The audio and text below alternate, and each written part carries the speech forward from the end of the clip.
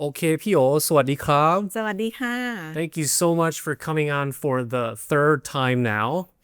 And Yes. for those who don't know, Kun O is actually one of the people who taught me a bunch of things when I started out. That was like 4 or 5 years ago. Yeah. And you've been a real estate agent for how many years now? This is yes, 15, almost 16 now. Almost 16 years. And you've had experience helping clients, foreigners, Thais, successfully buying and selling Yes. condos in Bangkok, specializing in the Sukhumvit area, right? Yeah, Sukhumvit and Sathorn area. Okay. I wanted to do something quite special today is that you also have a Facebook page where Yes. you write posts, like long posts. Yes. And I don't follow that many people, but I'm a huge fan. Whenever you write something, I drop everything I do and I go and read it because it's so honest, it's so insightful. I mean, it helps me understand the market more. So today I wanted to talk about some of the posts that you had so we can really understand how the real estate market here actually works. Sure. That sounds good? Yeah. This is going to be a fun story time. Okay.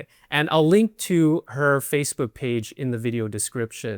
It's in Thai, so if you want to read it, you'll need to use like an AI translator or something. Okay? So to start off, I just wanted to zoom out and look at how the real estate market is doing as a whole.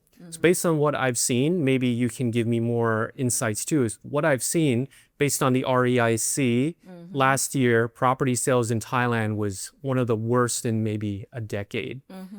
Although I see data from Q1 this year, it's actually gotten better. The sales have increased. But what's interesting is that the sales value has decreased. So this could suggest that people are still buying condos, Yeah. but they're buying cheaper condos. Yes. So we have that. People are maybe more price sensitive. Demand is still there, but people are more price sensitive. That's one. Yep. Two is we still have around maybe 40,000 Unsold. unsold units in Bangkok here as an oversupply. Third is the foreign buyer market seems to be pretty net the same. There's less Chinese buyers I've seen from the latest figures, Yeah. but actually there's more in every other nationality has increased. So it ended up being roughly the same. So my first question to you is, so at this time, foreigners are still buying condos as much as before. Why do you think foreigners and foreign investors still look at Thailand, despite what we've seen with oversupply, with the market not doing so well? Why do you think foreigners are still looking at Thailand? From what I have seen is the reason of people who buy a property, not always about the return, not always about the capital gain. Especially right now, we have heard from the news about the war in the Middle East. So it's all about the risk management. They diversify the investment to the more safer area. And Southeast Asia is one of the area that people consider. I talked with the Dubai broker. Actually, they look for someone from Thailand to train their people to understand Thailand market. Really? Yeah, and Dubai brokers have reached out to you about that. yes. Interesting. Yeah, and they want to understand how Thai market work. So actually, I was surprised, and I asked them, "What's what happened? Why Thailand? You guys selling like top area of the world? You selling property in Dubai?" Yeah, that's surprising. And they said because of the situation, their clients look for the alternative area to invest. So it's now the situation is about the geopolitical consider. So they have the list of 8 countries where to bring the buyers to invest. Okay. 4 countries will be around the Middle East, but in the safer countries. And 4 will be out of the Middle East, which are in Europe will be Switzerland, Cyprus, and the Southeast Asia, they pick Singapore and Thailand. Interesting. It is. Those other three, the price per square is way higher than in Thailand. So that's why I said the reason of people to buy is different. So they look for the choices. Did you ask them why Thailand was in that list of 8 countries that they considered? Yeah, sure. They said Thailand is the very dominant countries, like very obvious option for Southeast Asia, because it's easy to live here. We have a good reputation about the tourism, the infrastructure, the airport, and all the transportations is convenient, and we are safe. Safety is a big thing, Yes. both with crime and both with no wars or Right, geopolitics. right, yeah. So if their buyer really want to stay in or invest in Southeast Asia, but concerned about the law, about everything has to be in a very high standard, they go for Singapore. And we know Singapore is great, but we know that the yield is very low, and we have to pay the tax when do transactions higher than the local, and people still buy it. And for those people, they consider Thailand because better option in terms of price if compared to Singapore. When they said Thailand, did they say Thailand in general, like Phuket and Pattaya, or Bangkok? Well, surprisingly, when people talk about Thailand, they know Phuket. Okay. Yeah, they know Phuket, and Bangkok is the second. Okay. Yes. So when they look at the numbers, let's say $1 million can buy 50 square meter apartment in Singapore. 50 square meters? Mm-hmm. 32 million baht buys you 50 square meters? Yes. Oh, yes. I feel bad for these people. Right. But then in Thailand, if in Phuket, if they don't go for like a big brand developer, for that $1 million, they can buy a nice pool villa in Phuket, right? If they have $2 million, they buy a huge pool villa with the brand name developer in Phuket. And in Bangkok, of course, $2 million. You can buy some really nice ones on my channel. Yeah, yes. So what they get from the money is different. And, Thailand is one of the safe country. That's why they shoot us. Or, I mean, we'll talk about this later. Even the room we're in here, Yep. right? 71 square meters. Yes, yes. And way, way, way, way less than $1 million. Yes, Right? true, We'll talk about that. Yep. Yeah. So that was what they told you why they were interested in Yes. Thailand, right? The infrastructure, the ease of living here, and the lower prices. That was why they came to you. Yep. And when they came to you, what did they want to know from you, and what did you tell them? In Thailand, in different market, of course, it's different price range and different the end user. So before they buy, they have to understand who would be the end user in that area if they want to invest like a buy to rent, right? And what is the price range of the people in that area who can afford the properties. In Bangkok, I would say it's more the place of people living in day-to-day life. It's different from the vacation area or tourism area like in Phuket or Pattaya, Hua Hin. If they look for something that more sustainable, consistency income, and deal with the tenant who are expat working here, living here, normal life. This is Bangkok that they can expect. The yield is, okay, start from if they buy a high price property, the yield will be 3 up to 5. And if they get a good deal, they can get a 6-7% return with the exceptional price when they buy. But if in the holiday area, the rental and the return could be higher because if they buy like a pool villa, they can rent for a short-term rent, which can give the higher return. Over 7%, 10%? Or Some even claim 10%. 10%? Okay. So you said with Bangkok, we'll focus on Bangkok. You said the range is 3 to 5%, maybe up to 7%. How did they react to this? Did they think it was low or high or okay? Of course, I think it's low, but the plan is for diversification because there are many places that can give a higher yield. But if in terms of the safety, we can give them. So it sounds like you're pitching Bangkok to them as a place to diversify, not as a first investment? No, No? of course not. Okay. Because their first priority is look for more safe place to invest, maybe some to stay, because we have a different type of visa. And now the new scheme, it's even more attractive. Okay. You know, these people, they look for convenience to come in and travel out. And when they are away, it's able to rent.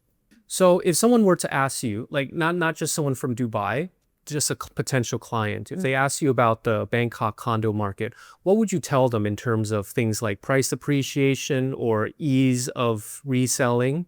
Actually, the appreciation, the trend of the value of the property itself, it's upward, you know. But along the time, you know, it depends on the economy.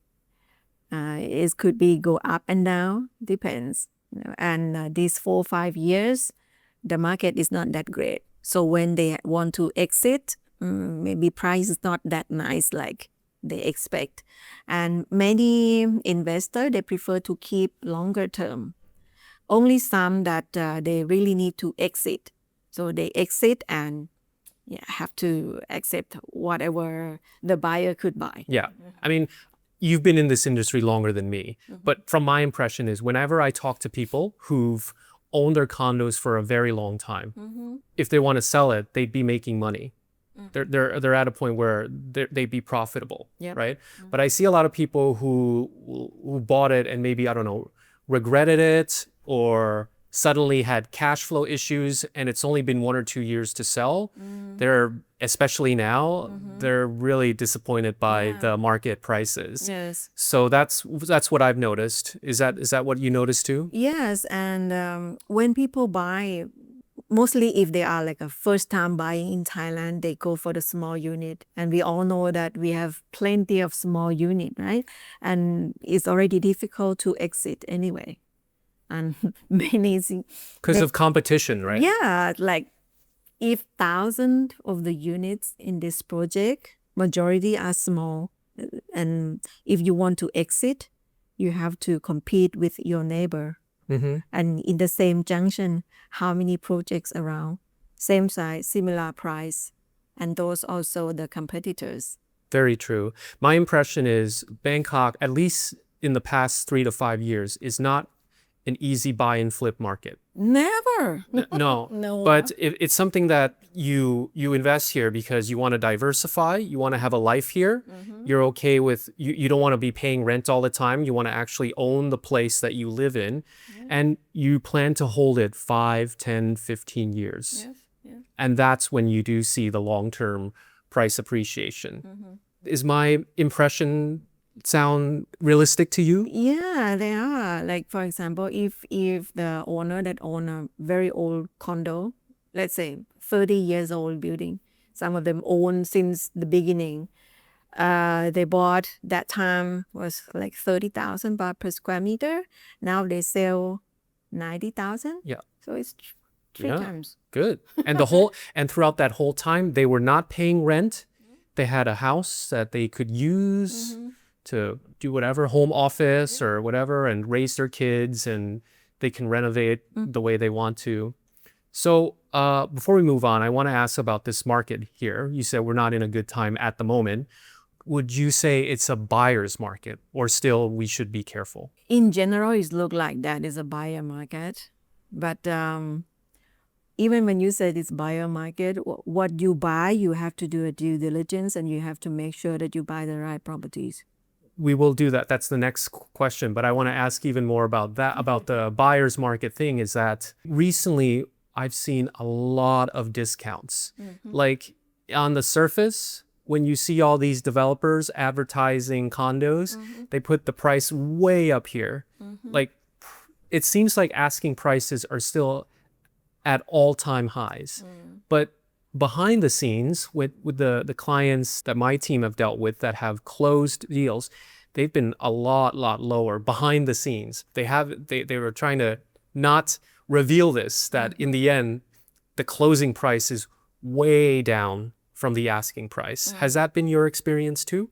It is. And I understand why they did that, because they have to keep the brand. It's all about what's going to happen with the image after sold the property. So it's difficult for them to just put on the advertisement that now we give a big discount, come to buy from us. It's gonna be like that. The reason why I brought this up is because I always feel a little bad when people see prices and they complain that prices in Bangkok are way too high, because that's sort of a distorted impression, because in reality, they're actually not that high. They're actually way lower. But the problem with developers or whatever listing the prices this high is that it makes a lot of people not want to get involved in Bangkok, when in reality, the prices are much lower. It's like they're scaring people away. It's not negotiable. It's so negotiable. Seriously, so negotiable. Yeah. You mentioned that, yes, it's a buyer's market, but people need to be more careful now, right? You wrote in one of your posts, basically, it's no longer enough to simply look for a good location near the BTS, good price, whatever, and expect buyers to come later to buy your condo. So what do people need to look at? We need to see the performance of that properties. Let's say we are in Thonglo. How many condo in Thonglo? Yeah. Yeah, right? So why people have to come to your projects? It must have the story, how to pull the people to these properties in this project, and why must be your room. When I talk with the buyers before they make a decision to buy, I will challenge them. Have you ever think about how to exit? Who will be your next buyer if you want to buy? Who will be your tenant if you want to rent? If we don't see this clearly, let's make sure, let's do more research, let's verify. Do people have an answer, or are they just surprised that you asked them this and they don't know what to say? Of course, they don't know. And that I believe that many agents in the market who are not doing enough research or give a proper education for the buyers, they don't do this part. And because in my experience, many times I have, how to call it, rescued the properties with the foreign buyers, especially in COVID time. The owner cannot come to Thailand and the room left behind like empty and nobody look after because the foreign agents, they are already away. So I was the one who, rescued those units. You would rescue them. Yes. So, and when I asked how much you buy, I was surprised at why they buy very high price. Very high price. I mean, it goes back to this. I think a lot of people did not realize that from that asking price that the developer asked for, you can go way down.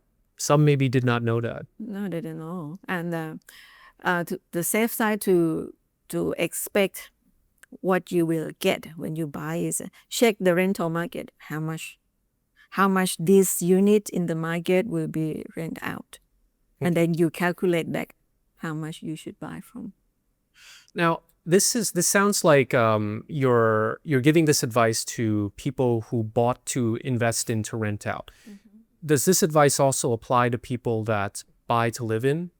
It's the same, because condominium is more lucrative than house. If something happened, the condo is easier to sell than the house, right? So this option of the exit plan, even they buy for living, I will talk with the buyer too. Even they say, no, I'm not going to sell condo. Everybody say that. Oh, in the beginning? Yeah. Never sell. No, and then the next 7-8 years, they call me. I want to sell. I need to sell. I want to go home. Usually when they sell like that, have they been successful in reselling it? If they buy in the right price, not the wow price. Yeah. They could sell out, Yeah. this unit here is a unit that you're trying to sell, right? The Yes. client came to you and asked you to sell it for them. Yeah. Okay. Now, first of all, the way you work is a bit different from other real estate agents is that you only work in exclusive agreements, right? Yes. So that means that can you just explain a little bit? Just because people may want to like what you have to say in this video, they trust you and they want to work with you. I think it's just important for you to talk about how they expect to work with you. What does that mean, exclusive? Many people understand that exclusive is okay. The agent signed the agreement. They invest everything on the marketing. They are the agent of these properties. Exclusivity, agent invests and the owner pay the commissions once the deal done, right? But for me, I work different because I know the market is tough. So I want the 100% commitment from the seller. So all the marketing costs and my consultation fee, they have to pay in advance.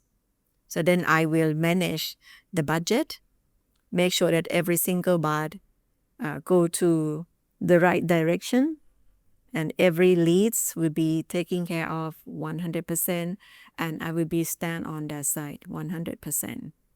So that's what happened with this unit here. Yes. All right. I'm just going to go over the specs again. It's a 71 square meter, 2-bedroom on the 25th floor here on a condo called the Crest, Sukhumvit 34, which is just walking distance from Thonglo BTS here. It's 120 meters. Super close. And you, in your Facebook page, you've written very positively about this condo here. So can you explain why this condo is a case study of a good condo to look at? Okay. It's tick the first box of a good location, no doubt, right? Close to BTS, on the main street. And the quality of the properties was built by the reputable developer, SC Asset. SC Asset. And in the time that it was finished is in 2015. Yeah. Now it's like 11 years already. So if the building that aged more than 10 years and they look after the building clean, no crack from outside, and even in the earthquake is already finished the fixings outside. The rental market is good. People come and rent, and the rental price not going down. That's good performance. And when I check with juristic, we see the 50% are the people that are the tenant, the renting, 50%. And the owner living here is almost 40%. And the rest are under renovation and is live empty. So it's kind of healthy ratio. And most important thing is how much money they have to sustain the building. This is what I care the most. I've seen a lot of building look nice when they first transfer, but once the time pass, the sinking fund maybe will use on when developer try to sell the units, So the money was gone, and then the whole owner will suffer because they don't have money to sustain the building. But this one, because it was built like 10 years ago, and the co-owner here, they have a good financial status. They pay the common fee, and we see in the numbers in the elevator. That's the money they have for the pool of funds to look after this building. 31 million baht. Yes. $1 million of, that's, what's it called? Free cash that they have ready to deploy in whatever purpose they need to do. Yes, and the total unit is only 265 units. You said it has a healthy ratio of renters and people who live there, right? What is generally a good ratio? If the tenant like 50 and the real owner living here, even half, is already good. Good? Yep. What do you don't want to see? I don't want like 80% renting out. Oh, yeah? Is it because people are temporary and they don't care about the condo, or Yeah, yeah, that's it. they trash the facilities, or Yeah. And yeah. when people looking in the way of just investment products, they don't look after the place. People think that, oh, if I don't get the cash flow from renting, I'm willing to renting for short term. And we know that many buildings suffer from the short-term tenants. They ruin the facilities. The Airbnbs. Yes, and some even, maybe you heard from the news, not only the noise, even crime. Crime, yes. Yeah. We don't want that in the building. So that means, does that also mean if it's on the other side where there's more people living, like 60%, 70%, is that even better? Yeah, I would say that. Yeah? Mm-hmm. There are more long-term stakeholders in the building? Is that Yeah, that's right? what I mean. Because in the building that they have a good maintenance, even in the very old building, the co-owner, the juristic, the committee are very strong. They can even tell the co-owner that, please don't take the short-term tenant. Even some owners said, I can rent 1 month. The committee said, we don't want the strangers in our building. Do the best you can to rent at least 6 months. We don't want to change the face at the face scan in the building so often. It's cost money, cost time. If we have a strong committee like that, it has a good future for the building to be in a good shape in long term. It sounds that like you prefer a building that is not extremely new. It has more of a history to prove itself. Yes. Is that correct? Is that Yeah. something you want more?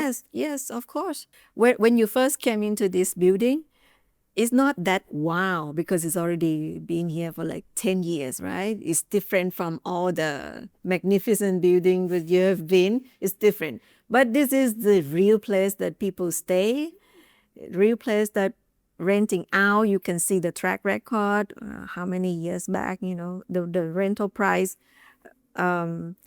It's not like this year you rent 70 and then the next few years it go down to 40 because so many competitors. It's not like that. Okay, so it's a solid condo. That's a smart buy. Yes. This is another impression I have. Maybe you agree or not agree that one other good benefit of buying an older condo where all the units have already been sold is that when you want to resell, you're not competing with the developer. Of course. Because with these new ones, you're competing with the developers who's trying to sell their units, and they're doing marketing, campaigns, commission incentives. Very hard to compete with a developer. That's what we call mission impossible. Mission impossible. Because we have a lot of a seller like that, come to us and said, oh, can you please help me sell? And I told them, oh, it's 1,000 units together and the developers still have like few hundred units to sell. So how can we compete with them, right? Yeah. So if they don't show a real commitment or really need to exit, I cannot help. You mentioned this condo has how many units total? 265. That's important too, right? The unit density of a condo is important too, I assume. Yeah. If you look at some of these condos that have 1,000 units, you have so much competition when you want to resell. Yeah. And when you leave, even they claim it's a luxury projects. How do you feel when you have the neighbor, the corridor has the two sides of the room, right? You open the door, you see the people opposite. If they scream, you hear. If they bang. So the real luxury means single corridor, only one row of the room. And you go to the elevator, enough elevators to use for that floor. Nowadays, the new projects, some even don't have the service lift. No. Come on. Yeah. Really? Mm-hmm. Is that even legal? And I wonder how they carry all the heavy stuff. We're going a little off topic, but it's very interesting here because the word luxury is used so often in Bangkok, but very few condos are actually luxury. Would you agree with that? Agree. When people mention, oh, this is a luxury buildings, my buyer said, it look like a chicken house. Yeah. How luxury is this? I mean, I think it's because some people have never seen new build condos before, and they just look at the marble, the gold, the chandelier, and they think that is luxury. Or they see like the sky infinity pool and they think that is luxury, right? Whereas in reality, luxury is, like you said, low density, privacy, quality of the service, right? Or stuff you don't really think about, like supercar parking, conventional parking, because a lot of places have automated parking. This building, I'm impressed with how they manage the juristic, Usually as an agent, when we market the properties, we want the neighbor to know about this. And many times we drop the brochure in the mailbox. This place not allowed. Oh, they don't allow it. They're not allowed. And even some try to, let's say if you send something, you not mention the name of the owner, you put only co-owner, unit, this number, this. The juristic will not put in the mailbox for you. That's another luxurious experience where they are preventing people from sending you spam mail and all this slop. Yes. Where the juristic is really caring for the residents. Yes. That's also luxury. Yeah. This building has the security guard at the entrance and has someone standing at the door to open the door for you. This is the big one that prevent all the short-term rental. And on my channel, I try to do like pretty high-end properties. It's even stuff like it should have his and her in the master, right? His and her, that's luxury. A lot of places claim to be luxury and only have one sink. Or a place claims to be luxury, but the wardrobe closet is just this much. I mean, if you're a high net worth person, you need a whole room for your clothes. Yeah. You need an island. You need a shoe closet. You need a display case for your bags. A lot of places have the wall-mounted air conditioning. They want concealed. A lot of times, like we get a lot of like Americans, and Americans live in big houses with all these big appliances. They don't want to feel like they're doing a downgrade to come to Bangkok. They want at least the same, because at their place they have large kitchens with ovens, with balconies, with a laundry area. All this, that is a luxury experience. And a lot of condos don't have this. Speaking of luxury, another luxury is the convenience of living here with visas. People may not know this, but in Thailand there are a few visas that can be available for people who buy property, depending on your budget. So people often look at things like the elite visa. A lot of developers, they advertise if you buy, we'll help you get the elite visa.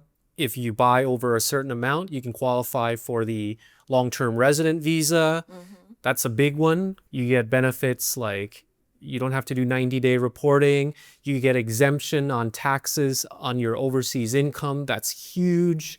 With visas, we know sometimes it can be super complicated about like what are you able to qualify and how to easily apply so you don't get rejected. So you can see the video description to get in touch with the legal team that I partner with. They're Siam Legal.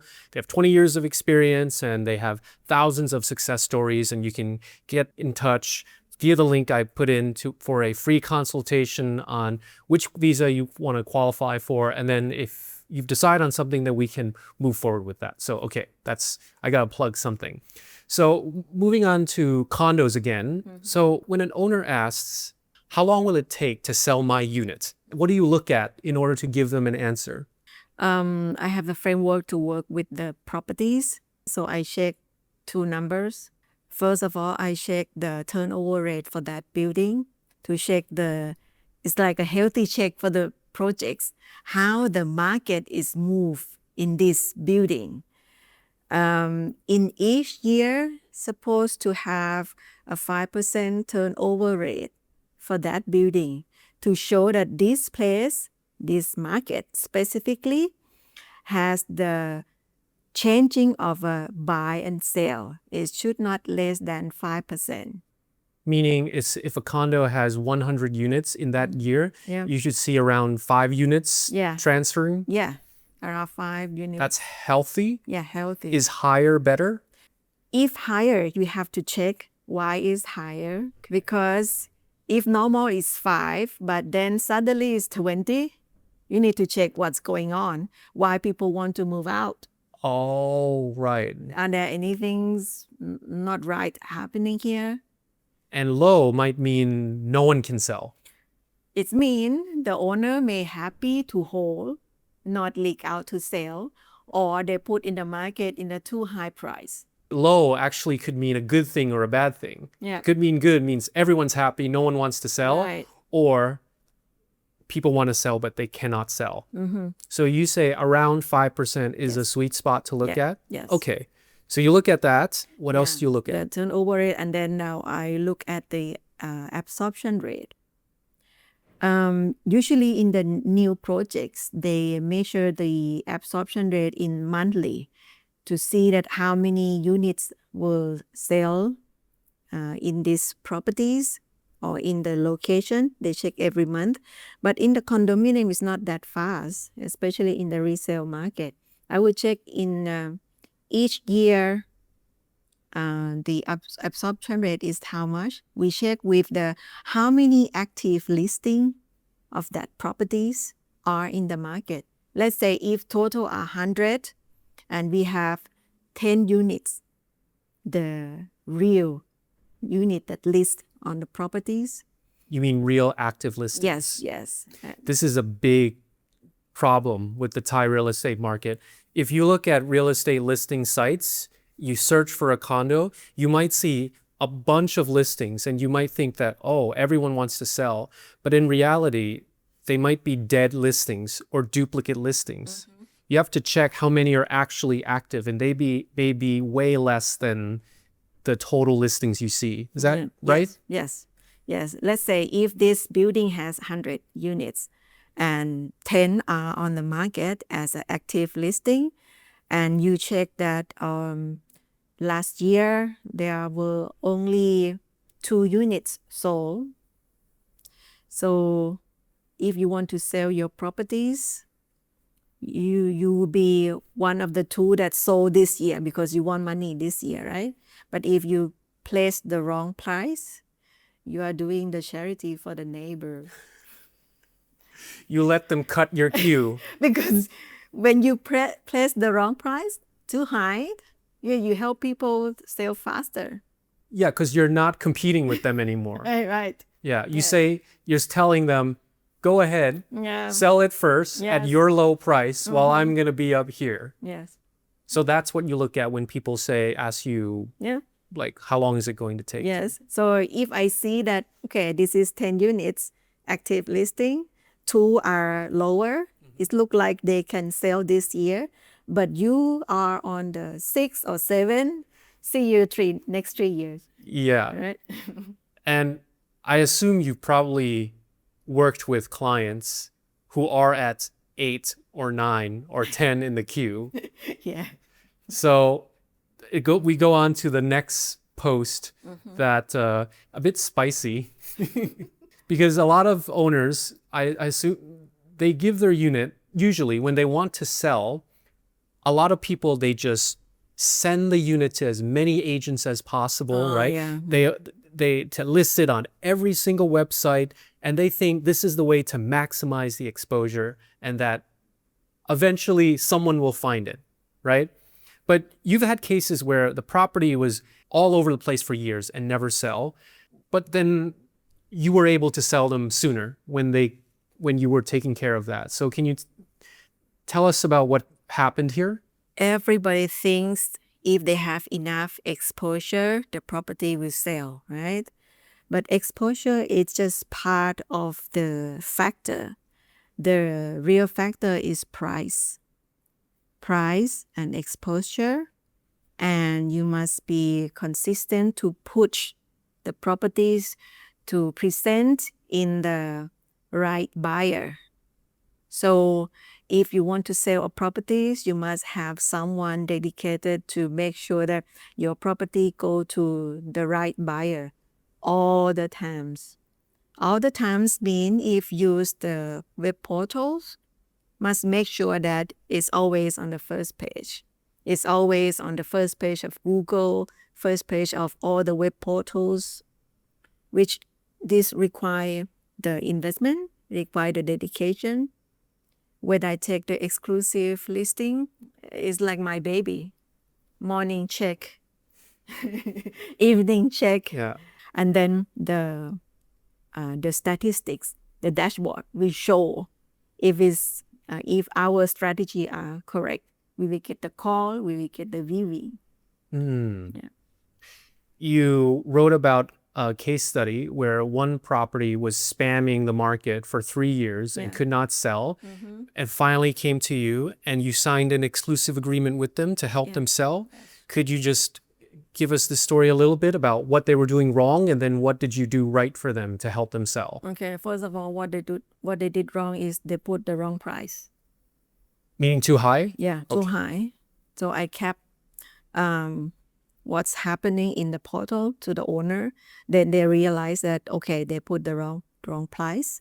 Also, the picture, it's expensive properties, but the picture look not nice. It's dark. They put weird pictures, so they make the property look unpleasant. Look cheaper than too. Yeah. It's look not inviting. So then I adjust the price, like I reposition, put it back to the market with a new picture, new video, the VR, everything. And all the agents that already know about this one, they must get the new picture. If they have the buyer, they present the right pictures, right price. And I control everything, all the leads, all the calls. I make sure that we got the qualified leads. And that case we closed within 4 months. From 3 years of not selling at all, and came to you, did a whole makeover, sold in 4 months. Yes. Excellent.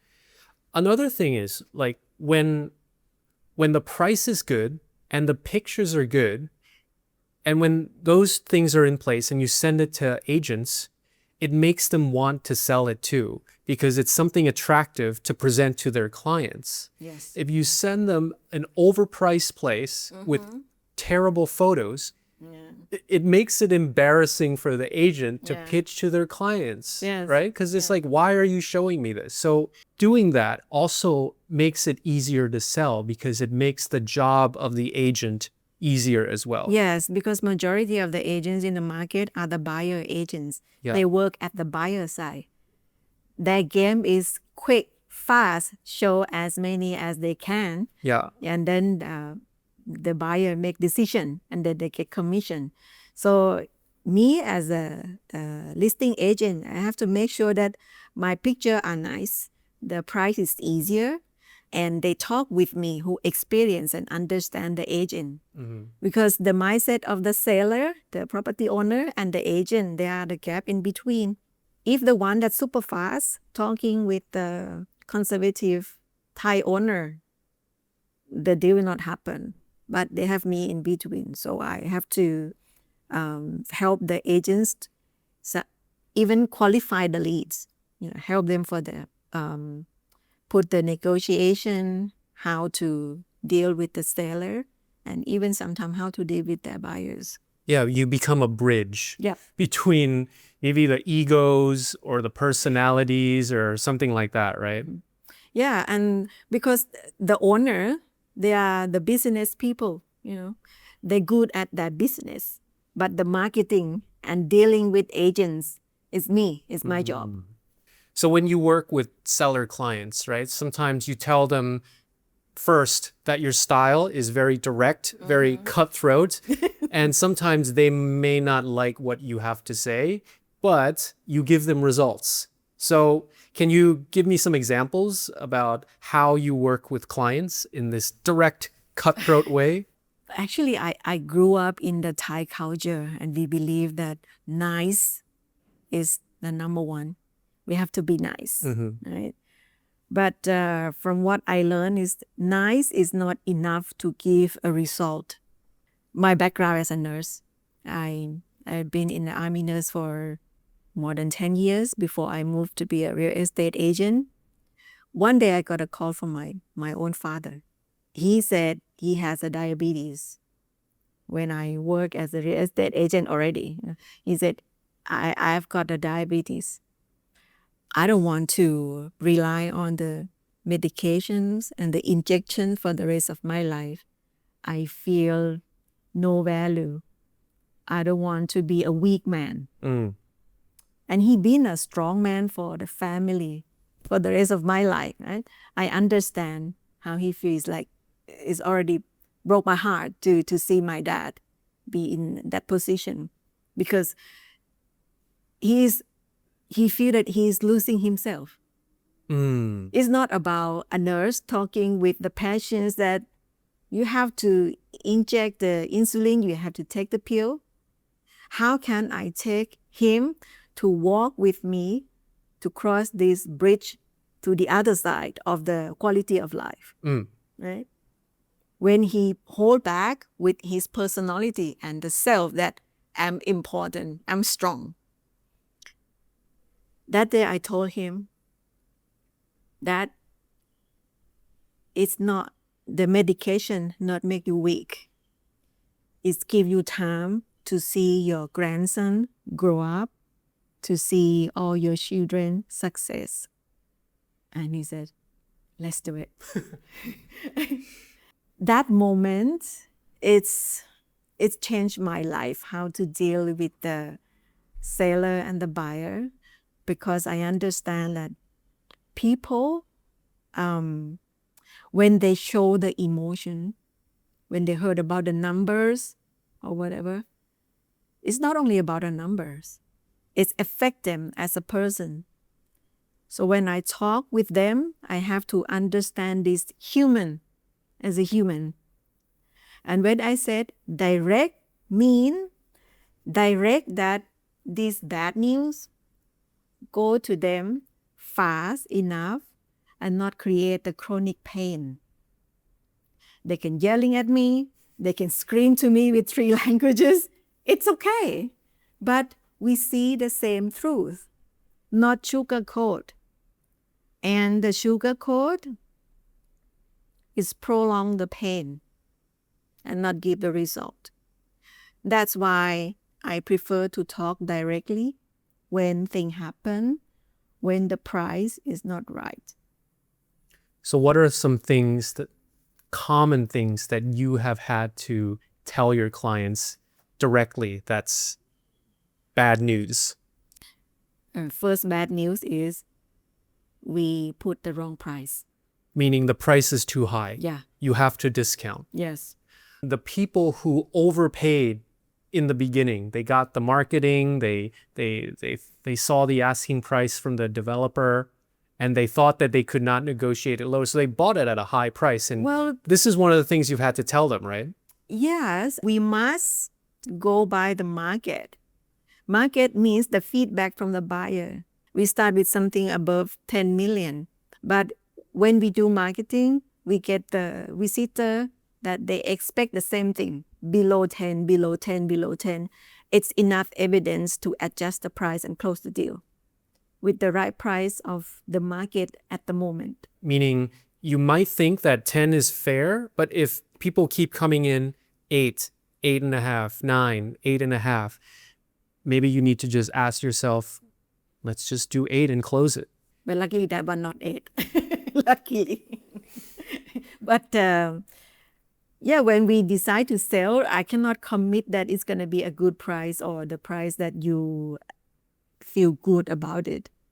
But if we buy you a time, if we give you the time cost back, and then you can get the lump sum to invest somewhere else. Any other bad news that you find yourself telling clients often? This week, no view.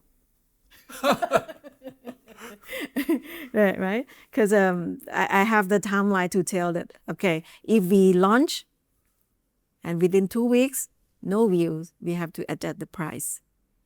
And if we have many calls but not convert to view, we might have to do some activities, and we have to maybe spend some money on the, let's say like an open house or agent gather, like to check up the listing, make it alive.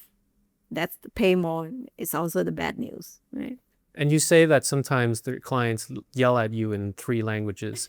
Usually, what are they so mad about? Well, if they already yell at me with the price at the beginning, down the road is less and less, right? So that's why I said, let's be direct at the first place and understand what we are going to do. Are you commit? Are you willing to do? It's going to be maybe painful process and not easy. But if you and me work together, holding the hand, we will make it happen. Yeah. Right? And if it's not happen, you will be clear in your mind that, yeah, this is not the right time. I already have the data and we try the best. And if you have to hold it for a while, you will not feel guilty or feel regret. It sounds like you have to have this understanding to be clear with them before signing the exclusive, before working with you. Yes. Is that right? To set expectations. Yes. So I have even the process of the auditing the properties. Yeah. We talk a lot about bad news and dropping the price, and it makes it sound like everyone is losing money, but you have many clients that sold and made a good profit too, right? Yes. Yeah. If I help them to buy the right price at the beginning when they sold, they're happy. Ah, that's a good one. That goes on to another question is like, you said that this is another post that you talked about where you said the real question is not, should I buy this, but how will I exit later?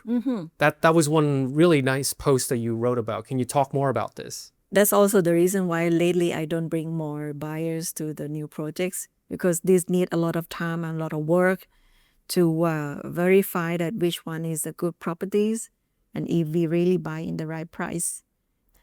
When buying, I don't take only it's pretty buildings, good facilities, right position. I will make sure that we buy the properties that able to rent, and we negotiate quite hard with the developer for my buyer to get a good price. So we work since the beginning for the exit. We make sure that we pick the right price. So it sounds like you don't work with clients that are looking for emotional buys. You want smart buys. Yeah, if they said they are investor, we have to talk quite deep, and it cannot just be a free consultation anymore, because it's go deep and I have to do a lot of research for them to make sure that we go to the right direction. Yeah, and I have one buyer. This is my case study.